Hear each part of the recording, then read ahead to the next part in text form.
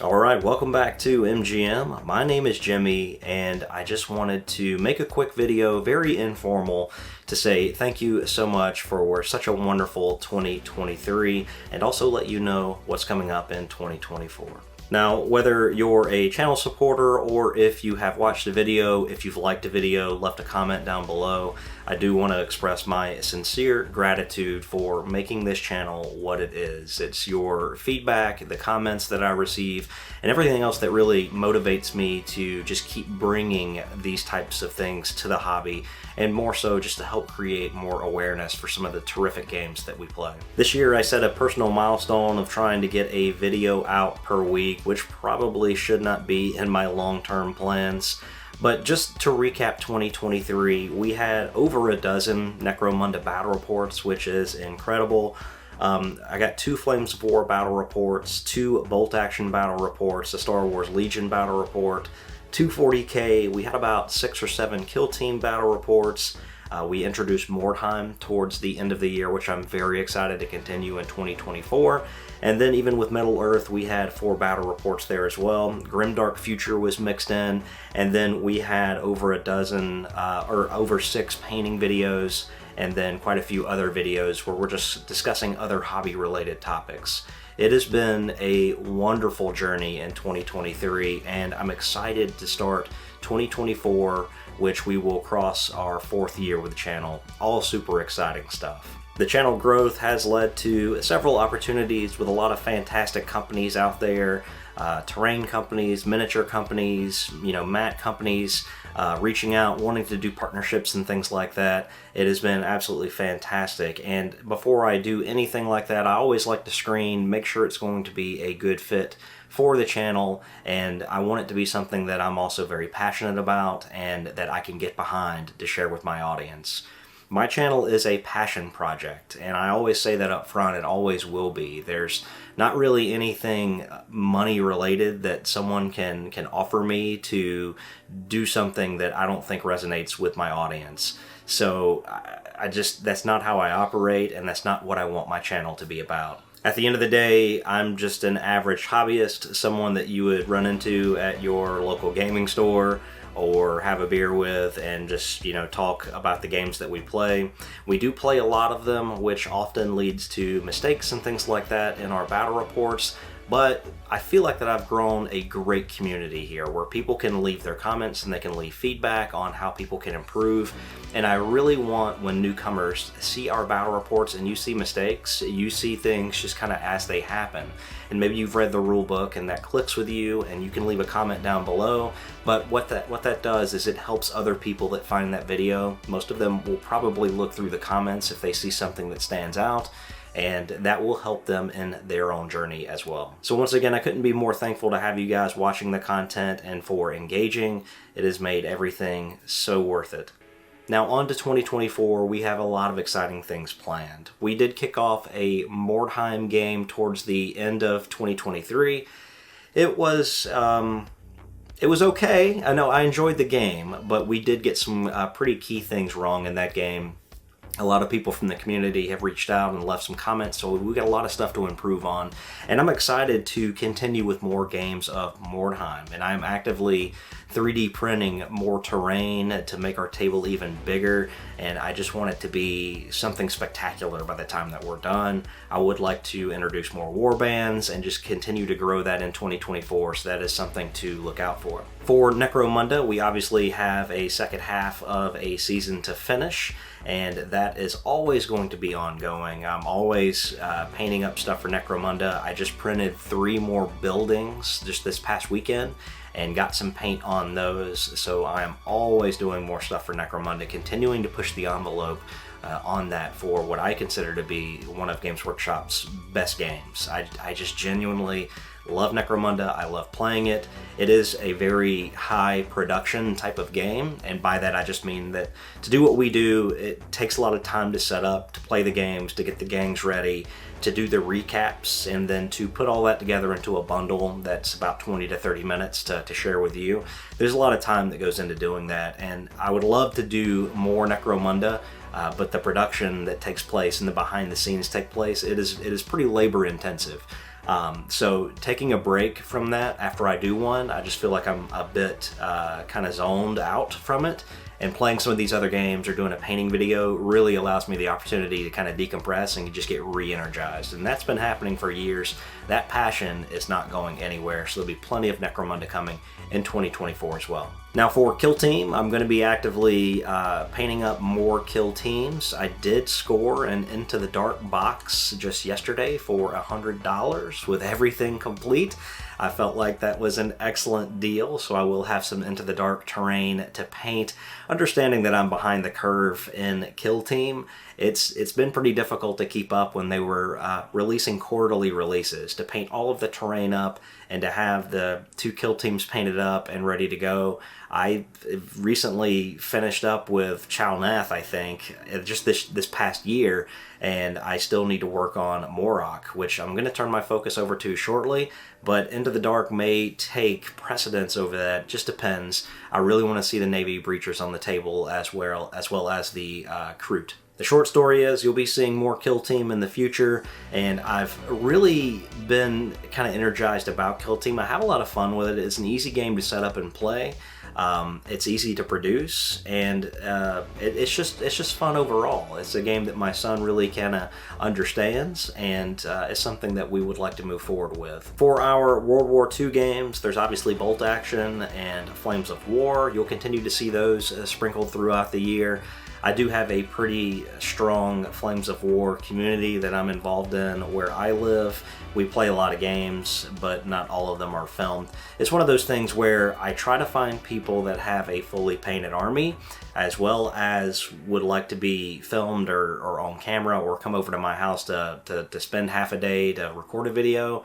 And unfortunately, the balance just isn't always there. I've got people that want to come play, but their army's not painted, or I've got people that have a painted army and they just can't find the time to get out and get a game in. Regardless, I do love both Flames of War and Bolt Action, so you will continue to see more of those battle reports throughout 2024. I wish I could do Bolt Action more often, but unfortunately there's just not a lot of players in the particular area that I am in. There's a ton of players that are further south, but that requires quite a bit of a drive and time investment to get down there. So we'll see what happens. I will continue to make battle reports, but they'll be more in that kind of how to play format.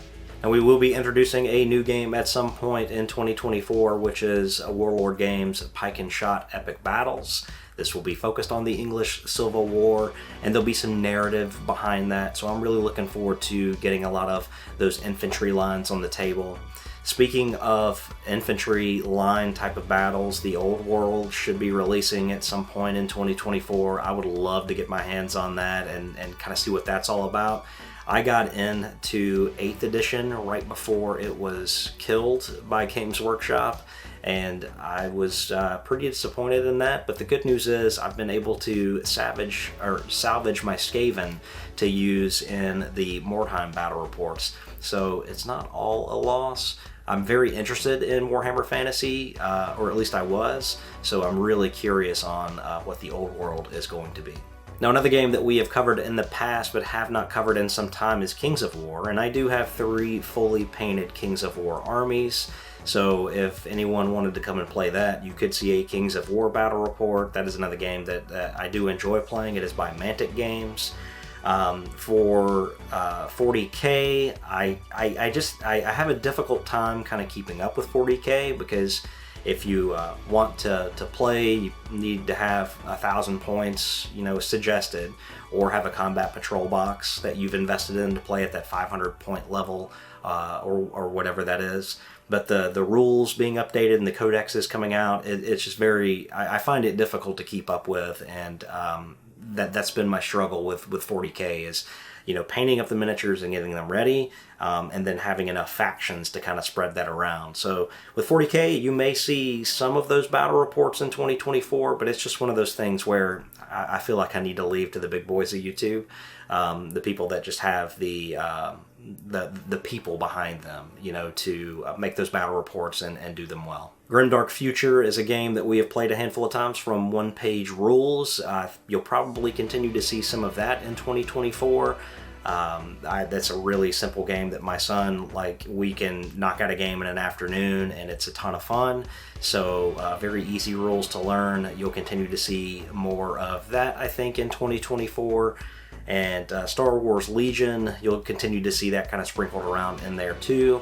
I would love to do more of that as well, but really it just comes down to a lack of people in the area that play the game. For Middle-earth strategy battle game, we'll continue to develop our narrative campaign, probably focusing more on the battle companies aspect of that.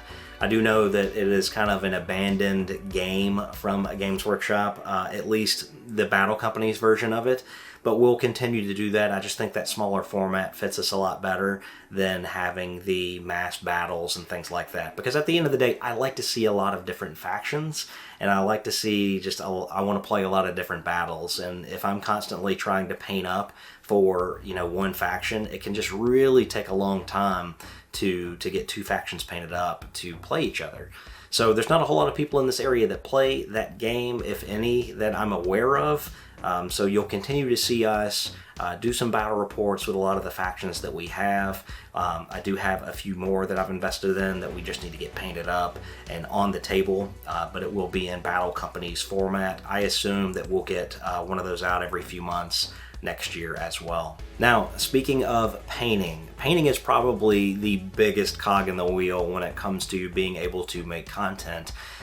Because the battle reports in itself, they do take quite a bit of time, but if I'm trying to do those as well as balance painting and my family life, personal life, all of that, and my full-time job, it becomes a lot. So I do love to paint, and I try to paint at every opportunity that I can, but it's just simply one of those things to where I've only got so much time in a day, and certain things demand my time, and there's ways that I want to spend my time with my family and things that I can only continue to bring stuff out as I get things painted. I think for the most part you guys have seen what I've got, and it really just comes down to getting more things painted and on the tabletop, and that just kind of happens in between everything else. For Necromunda, we have the prospectors that we want to introduce. I have a lot of Forge World stuff that I've gotten that I need to get painted up.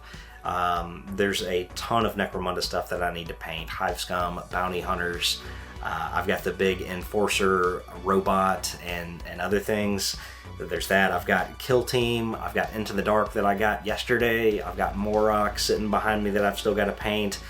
So there's a lot going on there. With 40K, I've got Orcs. There's just so much going on. And with Pike and Shot, there's over 1,300 miniatures in that box, which is absolutely massive. The Old World will come out. I'll obviously want that. I've got an entire faction of bolt action Soviets that I need to paint, a ton of Flames of War stuff, and Middle-earth stuff as well. So just from those projects alone, I've kind of got my painting queue for the next year or two pretty set.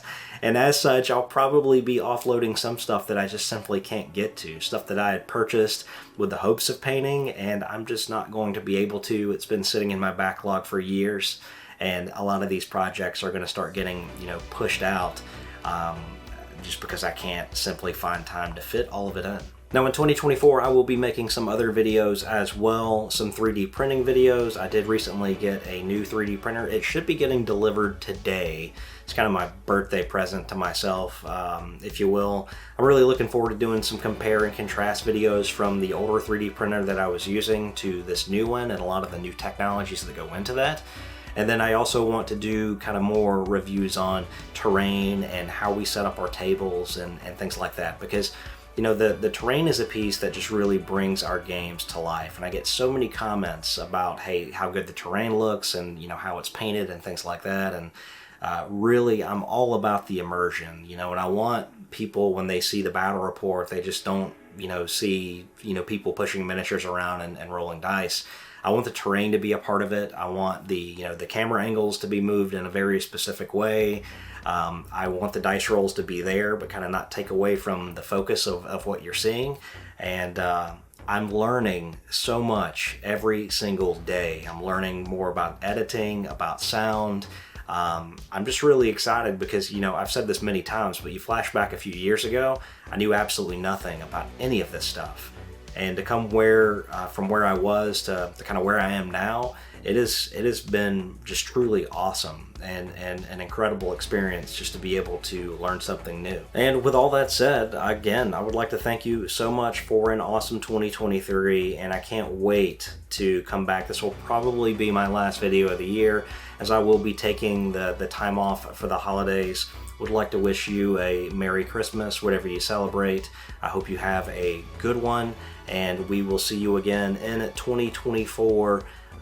Really look forward to some amazing content, and I can't wait to just see where else this journey goes. So, as always, thank you so much for watching, and we will see you in the next one. Take care.